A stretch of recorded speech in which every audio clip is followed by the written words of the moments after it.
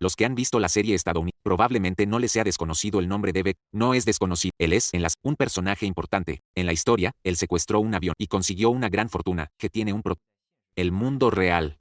Hoy vamos a hablar del secuestro de avión, más famoso ocurrido en Estados Unidos.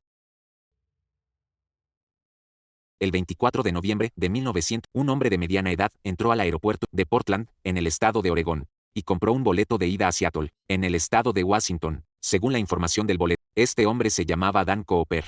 Pero hay que destacar que el proceso de compra de boletos en Estados Unidos es muy diferente. El nombre del pasajero es completamente rellenado por el propio pasajero. Por lo ocurrido después, se puede afirmar casi con certeza que este es un nombre falso. El vuelo era el vuelo 305 de Northwest Airlines, con 6 tripulantes y 3. Después de abordar, Cooper eligió sentarse en la última fila del lado de un lugar que escogió por su propia voluntad, al lado de ese asiento. Para la tripulación. Poco después de sentarse, pidió una bebida y encendió, porque en ese momento aún no había prohibición de. Poco después del despegue, Cooper se giró y le entregó Florence un sobre. Dentro había una nota que afirmaba que llevaba una bomba y exigía que la azafata se sentara a su lado. Florence, al ver esto, obviamente se puso muy, pero solo pudo obedecer sus instrucciones. Al llegar al asiento junto a Cooper, él abrió su maletín, mostrando al auxiliar la bomba escondida dentro. Sus demandas.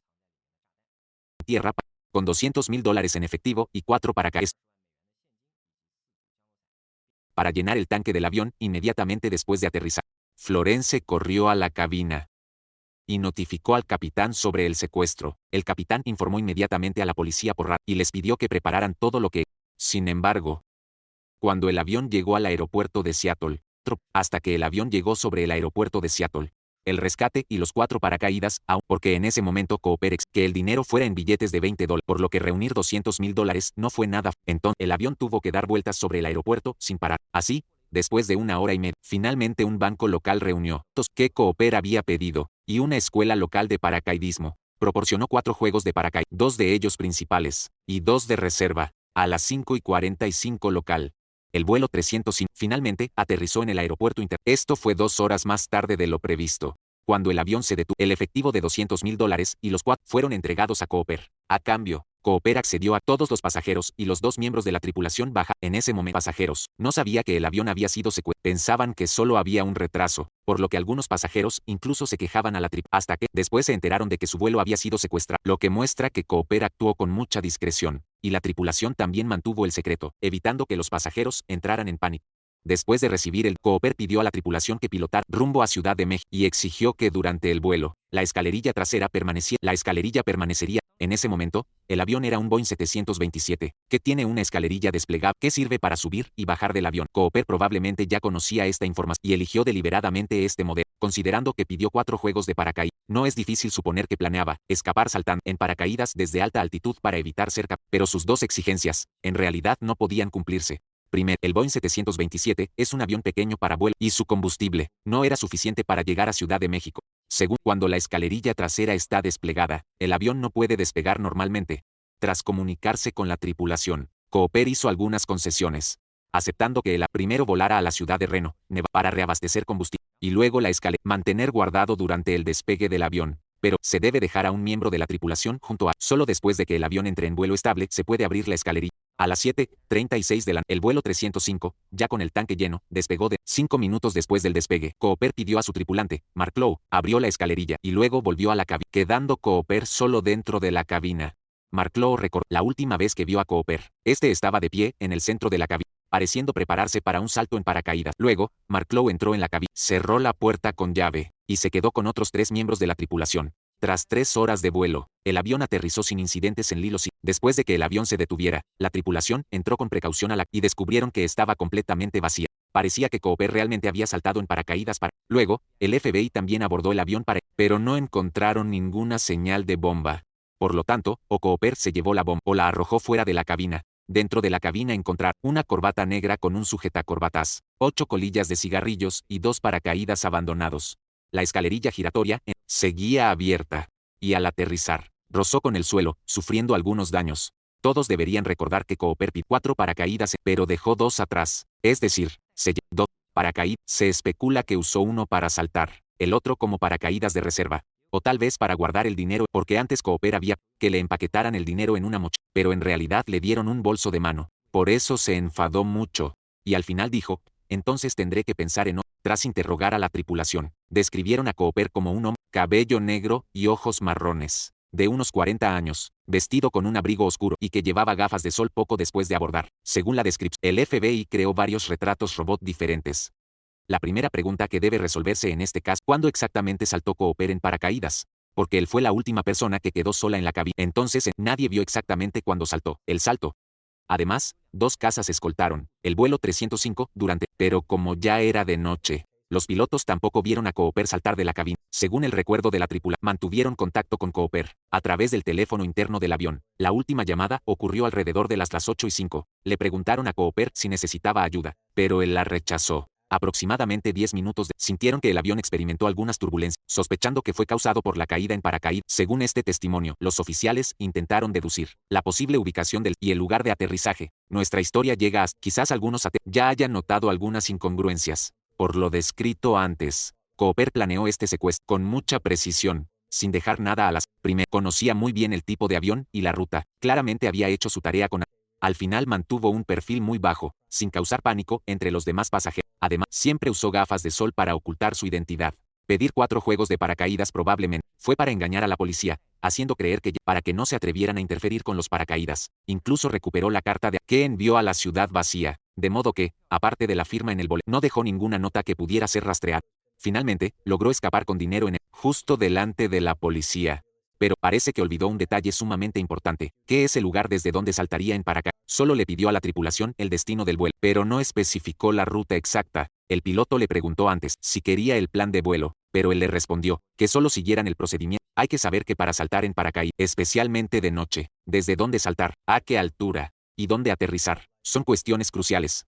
Era pleno invierno, y Cooper solo llevaba un abrigo normal. Si hubiese caído en un bosque deshabitado, o en un lago, habría sido casi una sentencia de muerte. Pero en el plan de Cooper, parece que este problema fue como si él simplemente eligiera un lugar y luego se lanzara. Basándonos en el posible tiempo de salto proporcionado, se puede deducir la posición del avión en ese momento, y a partir de esa posición, se ha estimado el posible lugar de aterrizaje ubicado en el extremo sur del volcán San Helens, a unos kilómetros al sureste de Ariel, Washington, cerca del lago Melvin. Esta área está cubierta de densos bosques y montañas. Esto hace que la búsqueda sea extremadamente difícil. A pesar de movilizar de policías, al final no se obtuvo ningún resultado. Aunque no se encontró a Cooper, la policía tenía otra pista, el rescate de $200,000 que se llevó. Ese dinero fue retirado del primer Banco Federal de Seattle antes de entregarlo a Cooper. Los empleados del banco ya habían registrado anticipadamente los números de serie, por eso, cada vez que ese dinero aparezca en el mercado, se podrá rastrear hacia atrás. La policía y la aerolínea ofrecieron una serie de recompensas para seguir la pista de ese dinero, pero ese dinero nunca apareció. Por lo que muchos creen que Cooper murió durante el salto en paracaídas. Hasta aproximadamente 10 años después, un joven llamado Brian Ingram acampaba en una playa al sur de Washington, cuando encontró 3 fajos de billetes por un valor de $5,800. Los padres de Ingram inmediatamente relacionaron esto y reportaron la situación. Tras la comparación, se descubrió que, de los $200,000 que pero lo inesperado fue que la aparición de ese dinero no trajo esperanza sino que añadió más misterio. Primero, el lugar donde apareció el dinero estaba muy lejos del posible punto. Sobre esto, alguien quizá ese efectivo cayó en el río Lewis, luego fue arrastrado al río Columbia, y finalmente llegó a la playa donde fue encontrado. Suena perfecto, ¿verdad? Pero la realidad es que el flujo del río Columbia va en dirección contraria a la que esta teoría, es decir, esa teoría simplemente no puede ser cierta. Además, las ligas que sujetaban el dinero se hicieron experimentos y si hubieran estado sumergidas o expuestas al aire, esas ligas se habrían deteriorado en menos de un año. Ese dinero debió haber estado enterrado en la tierra, lo que evitó que las ligas se dañaran. Entonces, lo más probable, el propio Cooper enterrara el dinero, y luego probablemente olvidara el lugar o por alguna otra razón, esa parte del dinero nunca fue retirada. Por eso, algunos especulan que Cooper sí murió, pero alguien encontró su cuerpo, el saco con el dinero, y entonces sepultaron el cuerpo y el dinero. No está claro si ese dinero apareció allí de forma o si fue causado por alguien, lo que se convirtió en un gran misterio, sin resolver en él. Además, aparte de esos el resto del dinero nunca ha sido encontrado. De hecho, la mayoría de las personas tienden a creer que Cooper murió durante el salto en paracaídas. Esa es la versión porque cuando saltó, el avión atravesaba una tormenta fría, con vientos de hasta 315 kilómetros por hora, y Cooper llevaba ropa ligera, saltó desde 3.000 metros de altura, en un entorno completamente oscuro, sin poder ver dónde aterrizar, lo cual era fatal. Y lo peor, es que el paracaídas que usó no permitía. El tema de la dirección ya se había. Las 4 mochilas de paracaídas que Cooper tenía, provenían de una y la policía sospechaba que Cooper podría querer llevarse a un rehén, porque si se saltara solo necesitaría un paracaídas principal y las 4 mochilas eran justo para 2 personas. Por esa razón, la policía no manipuló los paracaídas. No escogiera un paracaídas. Por supuesto. Él pidió las 4 mochilas de paracaídas a propósito, para crear la ilusión de que podría llevarse a un rehén y así evitar que la policía manipulase los paracaídas. Si eso fue así, tenía una mente, porque Cooper eligió saltar en paracaídas.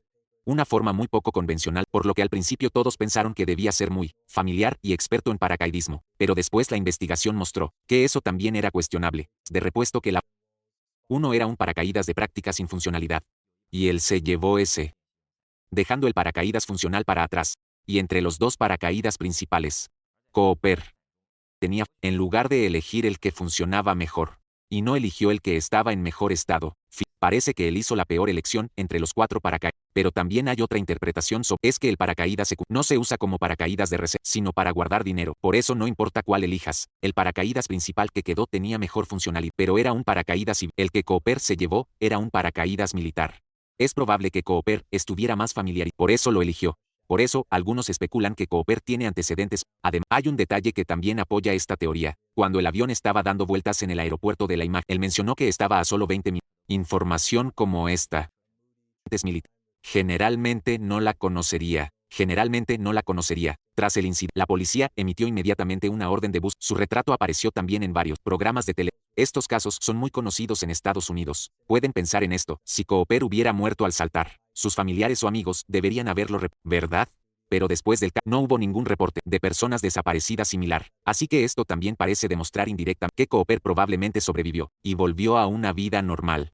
Pero quienes no están de acuerdo dicen, la razón por la que nadie lo reportó es porque Cooper ni siquiera era estadounidense. Los argumentos principales, primero, el nombre Dan Cooper. Puede que muchos se pregunten, ¿por qué ahora lo llaman Don Barrio? En realidad, él usaba el nombre Dan Cooper. Esto en realidad surgió de un malentendido. Un periodista que reportó inicialmente el caso escribió erróneamente Dan Cooper como Don Barrio Cooper, lo que causó muchas personas al citar su artículo lo llamaran Don Barrio Luego, la gente simplemente y no lo corrigió. De todas formas, solo es un hablando de Dan Cooper. Hay que mencionar a un dibujante francés, que publicó un cómic en la misma época. El protagonista se llama Dan Cooper, y es piloto, muy hábil en paracaidismo. Por eso muchos que este nombre viene de ese cómic. Pero el problema, ese cómic en el momento del incidente no fue traducido al inglés, tampoco se vendió en Estados Unidos, pero sí se puede comprar en la zona francófona de Canadá. Así que si el nombre Cooper realmente proviene es muy probable que sea de Canadá. Hay otra prueba que demuestra que Cooper es extranjero. Demanda de rescate pidió que se pagara con moneda estadounidense. Si fuera estadounidense, normalmente solo diría cuánto, sin enfatizar que sea en dólares estadounidenses. Es como si en China escucharas a un secuestrador. Quiero un rescate de 200,000, pagado en yuanes. Suena un poco extraño, ¿verdad? No importa si Cooper finalmente está vivo, lo que es seguro, logró escapar de la justicia. En todos estos años de búsqueda, hubo muchos sospechosos que entraron en la mira de la policía, pero muchos de ellos no pudieron ser confirmados aunque tampoco se les pudo descartar completamente. Aquí presentaré a algunos de los sospechosos más probables, para que puedan ver quién es el que más podría ser Cooper. El primero es Robert Rackstraw. Este tipo fue considerado sospechoso en 1970. Es un soldado estadounidense, sabe pilotar helicópteros, tiene experiencia en fabricar explosivos y tiene varios antecedentes penales. Tiene un tío llamado Gian Cooper, y ese tío también disfruta del paracaidismo. Fue expulsado del ejército meses antes del secuestro, lo que también se considera un motivo importante para. Y cuando los periodistas le preguntaron si él era Don Barrio Cooper, no lo confirmó ni lo negó. Ahora veamos algunas pruebas en contra. Rackstraw tiene los ojos claros, pero Cooper tenía ojos marrones. En el momento del crimen, Rackstraw tenía solo 28, pero mucha gente dice que Cooper tenía al menos. El segundo es Kenneth Christiansen, quien fue denunciado por su propio hermano, y fue considerado sospechoso por la policía en 2003. La razón fue que su hermano notó que se parecían un poco. Durante la Segunda Guerra Mundial, un soldado de infantería, y también trabajó como piloto y tripulante. Northwest Airlines es la aerolínea, la compañía del avión. En el momento del crimen tenía 46. Era zurdo. Y algunos expertos creen que Cooper podría haber sido zurdo. Por ejemplo, la corbata está amarrada hacia la. Antes de morir en 1990, le dijo eso a su hermano. Hay cosas que deberías saber, pero no puedo decírtelas. Después de que él falleció, su familia descubrió que en su cuenta bancaria había $200,000 en activos. Lo más importante, el experto con Cheng Saf, Christiansen y Cooper son muy parecidos. Aquí está la evidencia en contra. En comparación con Cooper, su físico es más bajo y delgado. Cooper tiene más cabello. Además, él vendió muchas tierras antes de morir, por lo que los depósitos bancarios podrían... El tercero, Richard McCoy, secuestró un Boeing 727 y escapó por la escalera trasera de la cabina. Debido a que estos dos secuestros son muy similares, se cree que fueron cometidos por la misma persona. Durante el secuestro, usó un alias y amenazó a la tripulación con una granada falsa. Expresó sus demandas mediante notas escritas y dijo a la tripulación que solo estaba bromeando, exactamente las mismas palabras que dijo, y este detalle nunca se había revelado antes. Exigió $500,000 en efectivo y 4 paracaídas. Fue un experto en desactivar bombas y sabía pilotar helicópteros. También era un entusiasta del paracaidismo. Poco después de saltar del avión, fue arrestado por la policía. Finalmente fue sentenciado a 45 años. Pero hasta su muerte, se negó a revelar si él era Don Barrio Cooper. Por otro lado, McCoy tenía solo 29 años cuando ocurrió y los 3 miembros de la tripulación dijeron que no era Cooper, por lo que probablemente fue solo un imitador. El cuarto, Duane Weber, fue sospechoso en 1995. Poco antes de morir, le dijo a su esposa, tengo un secreto que yo soy Don Barrio Cooper. Después de su muerte, su esposa recordó mucha información sobre él. Primero, el haber encontrado documentos bancarios similares al... Weber dijo que se lesionó la rodilla en ese salto, y que tenía pesadilla. Soñaba que dejaba huellas digitales en la escalera. Ese mismo año, cuando se descubrió la playa, Weber visitó esa área varias veces. Además, Weber fue un veterano de la Segunda, tenía varios antecedentes penales, y su complexión era similar a la de... Tenía 47 años cuando... Pero las huellas de Weber no coincidían con ninguna de las encontradas en el vuelo. Por supuesto, no hay certeza de que las huellas dactilares de Cooper Además, el ADN tampoco coincide con la muestra recogida en la corbata, pero igualmente, este ADN tampoco puede confirmar que sea de Cooper. Hablando ADN, no sé si todos recuerdan, Cooper dejó 8 colillas de cigarrillo, y es muy probable que en ellas haya su ADN, pero, finalmente la policía perdió estas pruebas importantes. De lo contrario, ahora se habría resuelto este enigma al menos se podrían haber descartado sospechosos. El quinto, William Smith. Este tipo no fue considerado sospechoso hasta 2018. Smith sirvió en la Marina y tenía experiencia en paracaidismo. Tenía 43 años, tenía los mismos ojos marrones oscuros que Cooper y un físico similar. Un artista dibujó cómo sería Cooper de mayor y se parece mucho a Smith. Cuando él estaba en su escuela, un compañero llamado Daniel, amigo de Cooper, fue asesinado. Smith fue despachador de trenes, pero perdió su trabajo un año antes y también su pensión. Esto pudo haber sido su motivo para delinquir. Pero la evidencia en contra. William vivió casi toda su vida en el noreste de mientras el caso ocurrió en el noroeste, y Cooper claramente conocía el terreno de esa zona, aunque William no es el sospechoso más probable, considerando que fue despachador de trenes. Hay algo muy interesante. En la corbata que dejó Cooper, se encontraron muchas partículas metálicas diminutas, entre ellas, especialmente cobre, que en ese entonces era muy raro, y el trabajo de despachador de trenes justamente le permitía tener contacto con él. Bueno, esos son algunos de los sospechosos más probables. No sé qué piensan ustedes, los inteligentes. ¿Quién les parece el más sospechoso? Los invito a dejar sus opiniones en los comentarios. Durante el Año Nuevo Lunar también tuvimos, porque hacer videos largos lleva mucho tiempo. Espero que todos puedan apoyarnos mucho, y trataré de mantener la frecuencia semanal. Finalmente, les deseo un feliz. Nos vemos en el próximo video.